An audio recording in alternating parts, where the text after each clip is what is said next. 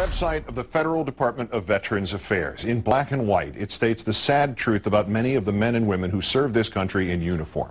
Current population estimates suggest that about 195,000 veterans, male and female, are homeless on any given night, and perhaps twice as many experience homelessness at some point during the course of a year. A grotesque statistic that Senator John Edwards has repeatedly cited during his bid for the presidency, most recently last night. Tonight, across this country, 200,000 men and women who wore our uniform and served this country patriotically, veterans, will go to sleep under bridges and on grates. A grotesque statistic, fully vetted by the U.S. government, even under the presidency of George W. Bush. A shaming statistic that, in our third story in the countdown, Bill O'Reilly is still denying and, in fact, laughing at, most recently, last night. His latest, the second in a week, as he made political hay off the backs of homeless vets, a segment with radio show host Ed Schultz. As far as John Edwards is concerned, I think his message is strong and he's got tremendous conviction, but I think he needs a little bit more material than just the "To America" talk. He's got to get. Well, we're still looking for all the veterans sleeping under the bridges, Ed. So if you find anybody, let us know, because that's all the guys said for the last 3 months. Don't kid yourself. They may be out there, but there's not many of them out there. Okay, so if you know where one is, Ed, now wait a minute. If you know where there's a veteran sleeping under a bridge, you call me immediately, and we will make sure that man does not do it. Is not there. I will do that. Okay. Joined now by Paul Rieckhoff, Executive Director of IAVA, the Iraq and Afghanistan Veterans of America. Thanks for coming in, Paul. My pleasure, Keith. Well, we know what we want to say here, and it involves suggesting Mr. O'Reilly should go and do something anatomically impossible to himself with that attitude.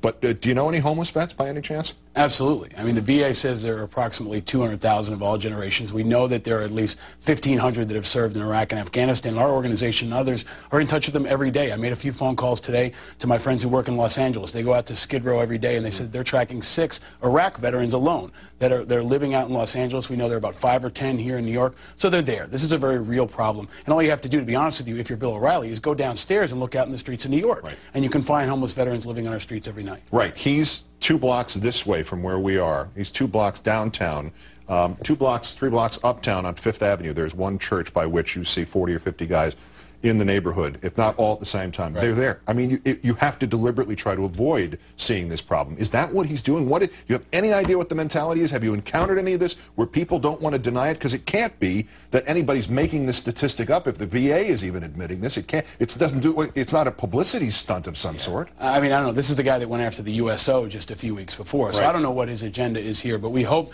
that he uses this as an opportunity to focus on a very critical issue. Homeless veterans are real. We provided your producers with video that was shot in Los Angeles just 2 weeks ago. They're out on the streets. We helped produce a documentary about it called When I Came Home that tracked the life of an Iraq veteran who was homeless living in Brooklyn. So this is a very real problem. We need everybody's help, and we need folks to support our veterans. This isn't a partisan issue. It's not about John Edwards. It's about taking care of the people when they come home. Is there a way to explain that 200,000 figure and the other one, the 340 or so thousand who are intermittently homeless over the year? Which left-wing, anti-American, secular, progressive, NBC-dominated organization provided that number? The VA. Yeah. The VA, which provides health care to millions of veterans all over the country. And this is an organization that's had a hard time keeping up with them.